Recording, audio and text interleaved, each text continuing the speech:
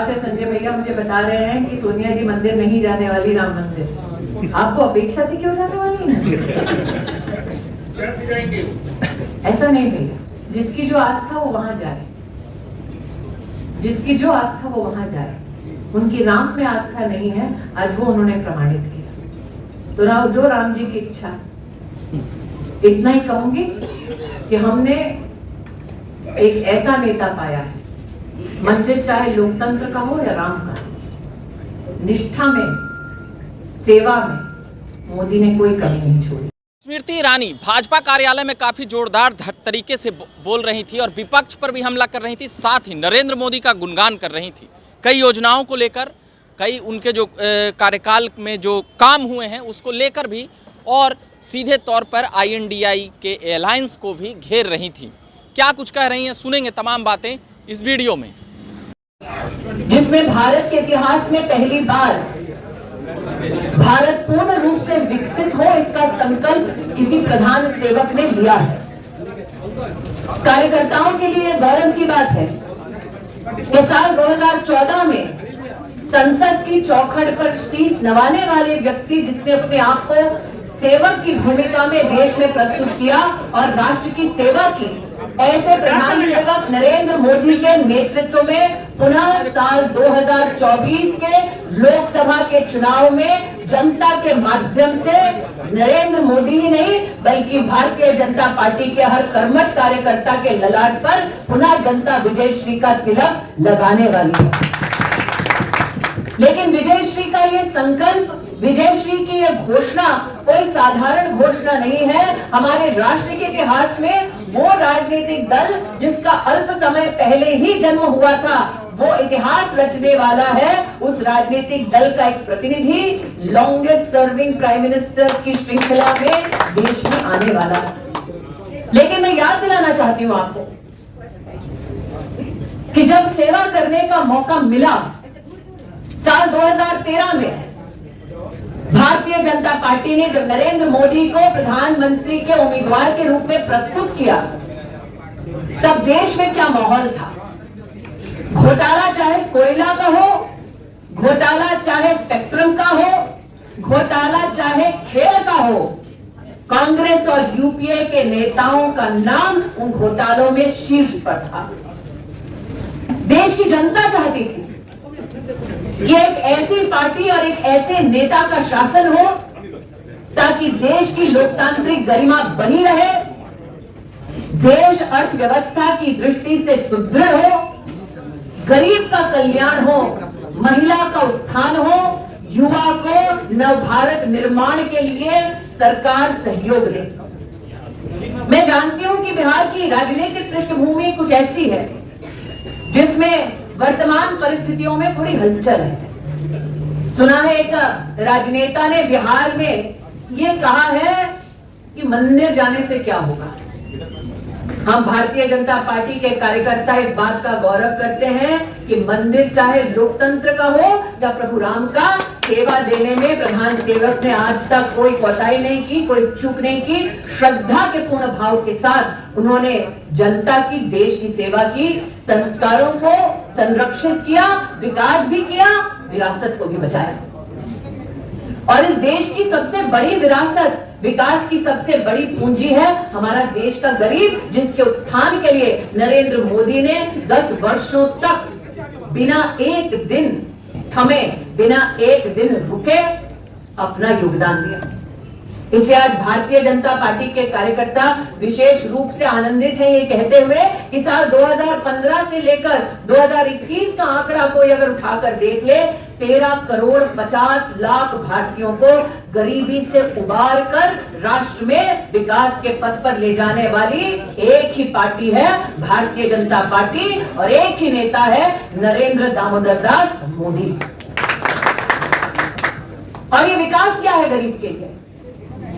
हाल ही में आपने प्रधानमंत्री जी को अयोध्या की पुण्य नगरी में एक बहन के घर चाय पीते देखा। 10 करोड़वीं उज्ज्वला की लाभार्थी। हमारे देश में कभी एक कल्पना नहीं थी कि गरीब की रसोई से धुआं छटेगा। अटल जी कहते थे अंधेरा हटेगा कमल खिलेगा, और खिला ऐसा कि अंधेरा भी हटा और धुआं भी छटा।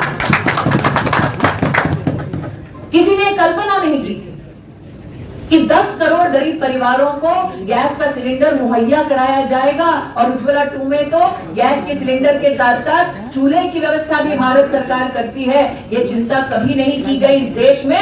ये चिंता करने वाला एक गरीब माँ का बेटा, जिसने अपनी माँ को गरीबी में संघर्ष करते देखा, उस गरीब माँ के बेटे ने संकल्प लिया कि कोई भी गरीब परिवार इस संघर्ष से और नहीं गुजरेगा। लेकिन मोदी इस संकल्प में अकेले नहीं थे। संजय भैया को याद होगा आज भी वो मंजर, जब नरेंद्र मोदी ने राष्ट्रीय आह्वान किया था, हर हिंदुस्तानी से कहा था कि आप अगर हो सके तो अपनी सब्सिडी छोड़ दीजिए ताकि गरीब को मैं सब्सिडी दे पाऊं, गरीब का सहयोग कर सकूं। 1 करोड़ हिंदुस्तानियों ने हमारे प्रधानमंत्री पर विश्वास जताया, जिसके चलते मोदी ने कहा था तुम 1 कदम चलोगे हम 10 कदम चलेंगे। 1 करोड़ लोगों ने अपनी सब्सिडी छोड़ी, 10 करोड़ गरीब परिवारों को उज्ज्वला की सौगात मिली। मैं जानती हूं इंडिया अलायंस के कुछ लोग सिलेंडर पर विशेष मेरा फोटो लगाते हैं। अब मैं तो उनकी सबसे बड़ी दुखती रग हूं। भारत के इतिहास में कांग्रेस के गढ़ में घुसकर गांधी खानदान और कांग्रेस के अध्यक्ष को हराना, वो भी भाजपा की साधारण महिला कार्यकर्ता, ये जीवन भर उनके लिए नासूर बनेगा, मैं जानती हूं। लेकिन प्रश्न भाजपा के कार्यकर्ता ये करते हैं कि जनवरी 2014 में जब कांग्रेस का शासन था तब सिलेंडर 1240 रुपए का क्यों था भैया? आज उज्ज्वला के लाभार्थियों को 600-650 रुपए में वही सिलेंडर मिलता है। लेकिन 2014 जनवरी में ना कोई कोविड था, ना कोई महामारी थी। महामारी के बावजूद विषम परिस्थितियों से गुजरते हुए हमारे देश ने गरीब का साथ नहीं छोड़ा, क्योंकि प्रधान सेवक नरेंद्र दामोदर दास मोदी है। आज आपके मध्य में अभिलाषी हूं ये कहने के लिए कि देश में गरीब परिवार की महिला ने कभी किसी भी राजनीतिक दल से, किसी भी नेता से यह आग्रह नहीं किया था कि मैं दिन की शुरुआत अपमान से करती हूं। भाइयों की संख्या इस सभागार में ज्यादा है, इसलिए मर्यादा में कहना चाहूंगी कि सोचिए उस परिवार की दशा, जहां गरीब बेटी, बहू, बहन, वृद्ध मां सूर्यास्त का इंतजार करती, खुले में शौच में जाती, अपने आप को आंचल से ढाकती ताकि सड़क से अगर कोई गाड़ी गुजर रही हो तो उस गाड़ी का प्रकाश उस पर ना पड़े, उसकी इज्जत ना उछले। एक भी गरीब औरत ने इस देश में कभी किसी नेता से ये उम्मीद नहीं लगाई थी कि गरीब के घर में शौचालय बनेगा। सम्मान के साथ गरीब की बहू, बेटियां, माताएं अपने जीवन की, अपने दिन की शुरुआत को करेंगी। ऐसा नहीं था कि गरीब परिवार का भाई, बेटा, एक पिता अपने परिवार की महिलाओं का संरक्षण नहीं करना चाहता था, लेकिन जेब में पैसा नहीं था। नरेंद्र मोदी ने आह्वान किया कि अगर महिला का सम्मान करना है तो कम से कम गरीब के घर में एक शौचालय तो बना दो। ये 70 साल में परिवारवाद के चलते अपनी तिजोरियां ठूसते रहे और मोदी को सबने मिलकर आशीर्वाद दिया, गरीब ने आशीर्वाद दिया तो देश में 11 करोड़ गरीब के घरों में टॉयलेट बना और शौचालय से सम्मान से जीवन व्यतीत करने का हमारी देश की गरीब बहनों को मौका मिला। ये चीखते यूपीए वाले तो विदेश जाते डॉक्टर से नब्ज दिखाने के लिए, और मोदी ने क्या कहा कि इस देश में अगर गरीब बीमार पड़े, और जो लोग गरीबी से गुजरे हैं वो जानते हैं कि घर का मुखिया अगर बीमार पड़ जाए तो जितने भी घर में पैसे हैं वो फूक जाते हैं, अगर जमीन है तो वो बिक जाती है, धर्मपत्नी के जेवर बिक जाते हैं, और पूरी बीमारी का खर्चा उठाते उठाते गरीब और गरीबी में धंसता जाता है। नरेंद्र मोदी ने संकल्प किया कि 10 करोड़ गरीब परिवार, मतलब एक परिवार में अगर 5 लोग हैं तो 50 करोड़ लोगों को देश के 27,000 अस्पतालों में सालाना 5 लाख रुपए का स्वास्थ्य का पूरा कवच दिया जाएगा। ऐसा नहीं है कि कांग्रेस और उनके घटक दलों के पास सत्ता नहीं थी, ना नीति थी, ना नियत थी गरीब की सेवा करने की। ये नियत मोदी में है, नीति मोदी ने रची, और इसलिए आज विश्व का सबसे व्यापक बृहद स्वास्थ्य अगर सेवा का कोई कार्यक्रम है तो वो आयुष्मान भारत योजना है। ये बीमार होते तो विमान में जाते, कुछ अमीर तो विमान में ही ब्याह रचवाते, लेकिन मोदी जब प्रधान सेवक बने तो उन्होंने संकल्प लिया कि विमान में घूमने का अधिकार तो उसका भी है जो चप्पल पहनता है। और इसीलिए राष्ट्र के इतिहास में 2014 तक 74 एयरपोर्ट बने थे। इस 10 वर्ष के अल्प समय में 74 एयरपोर्ट बनाकर डबल काम करने वाले व्यक्ति का नाम है नरेंद्र मोदी। और उड़ान की सेवा के माध्यम से गरीब को भी विमान तक पहुंचाने का काम किया है नरेंद्र मोदी ने। बिहार वो राज्य है जो रेल के लिए भी विख्यात है। कुछ नेताओं ने तो रेल में ऐसा खेला, मुझे संजय भैया लगता था कि सिर्फ चारे तक उनका गड़बड़झाला सीमित है, रेल में भी कर दिए हैं, ये पता नहीं था। लेकिन अगर रेल की बात करें तो प्रश्न आज ये उठता है कि जब कांग्रेस और यूपीए के घटक दल, जो आज अपने आप को इंडी कहते हैं, जब उनके पास सत्ता थी तब उन्होंने रेल में मात्र और मात्र 55,000 शायद करोड़ रुपया खर्चा था। साल 2023 का खर्चा देख लीजिए तो 2 लाख करोड़ से ज्यादा का खर्चा भारत सरकार रेल में कर रही है मोदी के नेतृत्व में। आज गरीब अंचल या मध्यम वर्गीय परिवार जब रेल की व्यवस्था देखते हैं, हम तो अमेठी से हैं, हमारे इलाके में भी एक ट्रेन ऐसी थी जिसका वादा नेहरू जी दिए थे, इंदिरा जी दी थी, सोनिया जी भी दी थी, राजीव गांधी भी दिए थे, राहुल जी भी 15 साल उसी का खेला खेल गए। पटरी तब लगी जब मोदी प्रधान सेवक बने।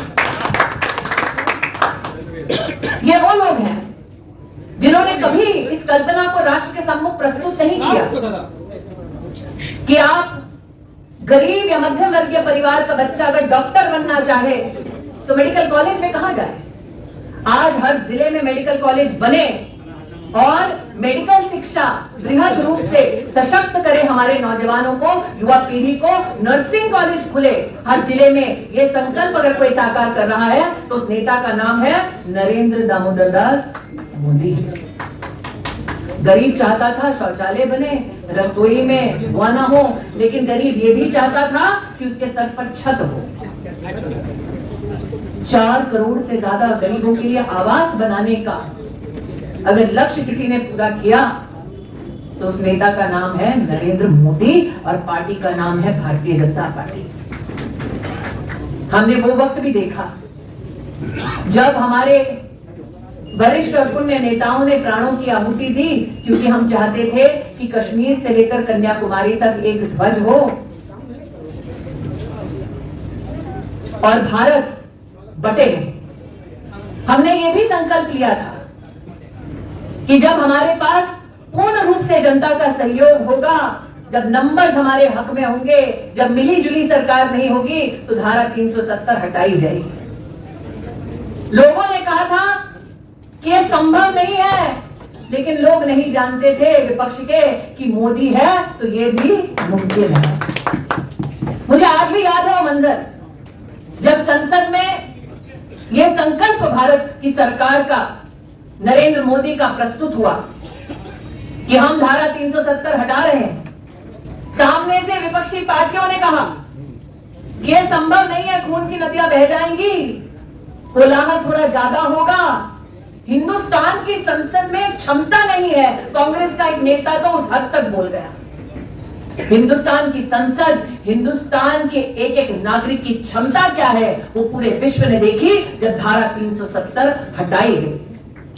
और आज हम सब आनंदित हैं उन लोगों को जवाब देने के लिए जो उपहास करते रहे हमारा और कहते रहे उन भक्तों से जिन्होंने कहा कि 500 साल का इंतजार है, सुप्रीम कोर्ट जब बोलेगा तब इंतजार खत्म होगा हमारा।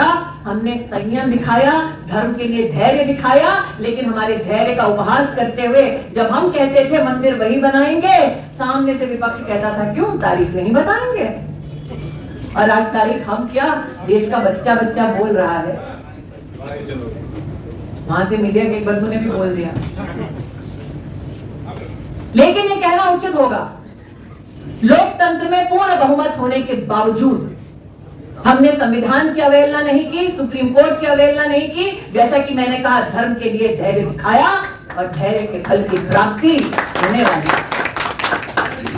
लेकिन कोई ऐसा वर्ग नहीं, कोई ऐसा समुदाय नहीं जो विकास से वंचित रहा। जब नरेंद्र मोदी ने देश भर में प्रतिवर्ष 9,000 किलोमीटर हाईवे बनाए, तब ये नहीं कहा उस सड़क पर सिर्फ वो चलेंगे जो भाजपा के समर्थक हैं, उस सड़क पर वो भी चले जिन्होंने हमको वोट नहीं दिया। जब नरेंद्र मोदी ने जल जीवन मिशन के माध्यम से 13 करोड़ गरीब परिवारों तक जीवन में पहली बार पानी पहुंचाया पीने का, तब ये नहीं कहा कि नल का सिर्फ उनके घर में खुलेगा जिसने भाजपा को वोट दिया, उनके घर में भी नल से जलाया जो शायद विपक्ष के समर्थक थे। बिना पक्षपात के सुशासन का अगर इस देश में किसी ने पूर्ण निष्ठा के साथ उदाहरण दिया तो उस नेता का नाम है नरेंद्र दामोदर दास मोदी। आज दानिश मुझे यहाँ पर बधाई दे रहे थे कि मैं मदीना होकर आई। दानिश ये संभव इसीलिए है क्योंकि सऊदी अरब में मोदी के लिए सम्मान है। वाइब्रेंट गुजरात समिट में तो देख ही रहे हो कि अब सब कह रहे हैं वहां पर भी कि जो हिंदुस्तान में पहले कभी नहीं हुआ वो मोदी के चलते हुआ, और हिंदुस्तान में पहले क्या क्या नहीं हुआ।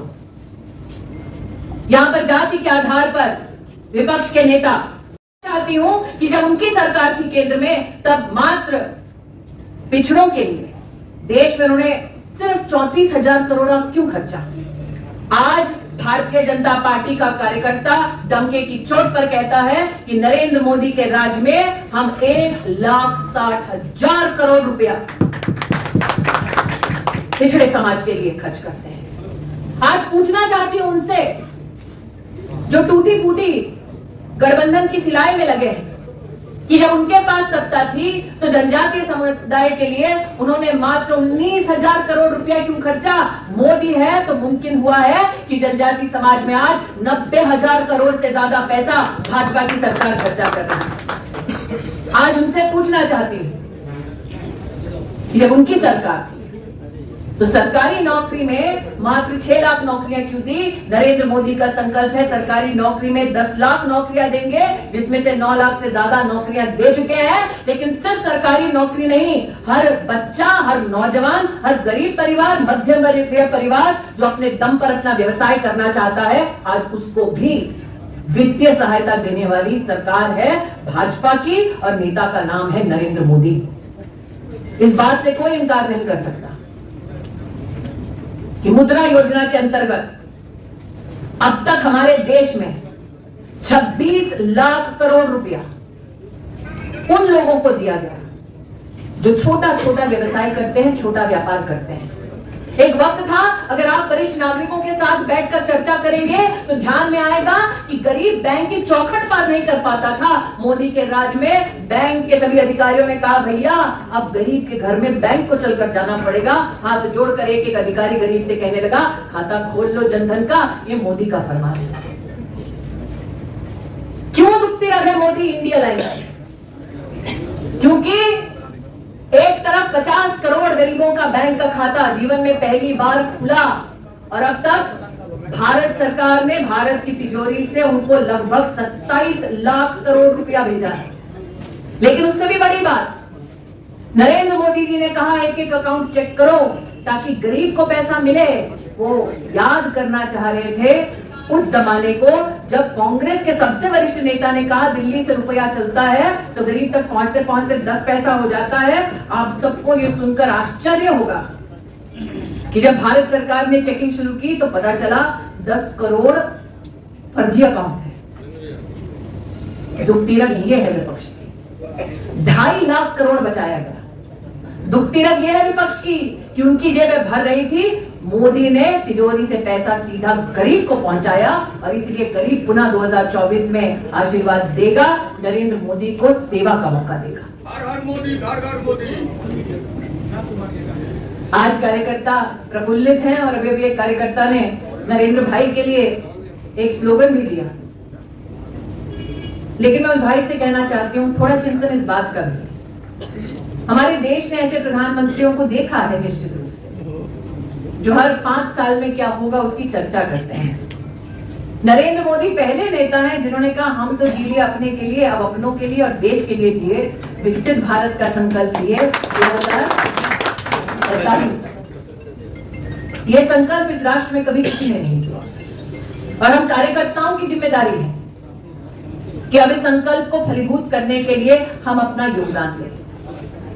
विपक्ष के पास अब प्रपंच करने के अलावा और कोई हथियार नहीं, झूठ बोलने के अलावा और कोई हथियार नहीं। और मुझे ऐसा लगता है कि संजय जी ने और दानिश ने जानबूझकर मुझे इससे बुलाया है क्योंकि अमेठी के सांसद होने के नाते जहां 40 साल कांग्रेस का राज रहा एक लोकसभा क्षेत्र में, वहां गरीब का क्या हाल किया है वो बतला सकता।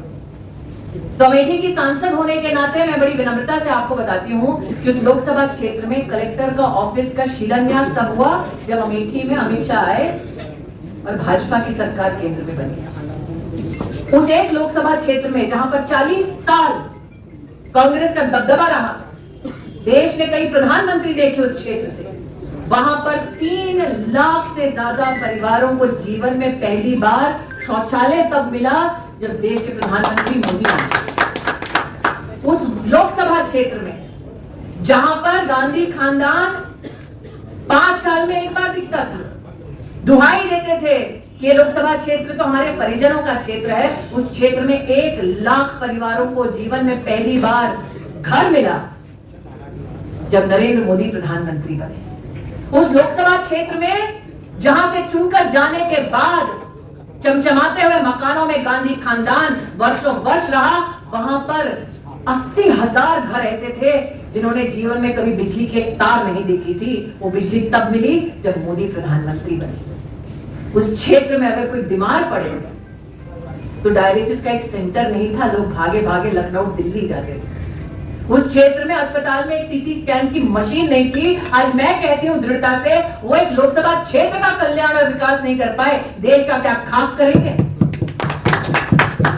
लेकिन मुझे ज्यादा बोलने की जरूरत नहीं है क्योंकि एक ऐसा अनहोली अलायंस है जिसकी फूट अब सुर्खियों में ज्यादा रहती है। हर दिन कोई नया प्रधानमंत्री का उम्मीदवार वो प्रेषित करते हैं।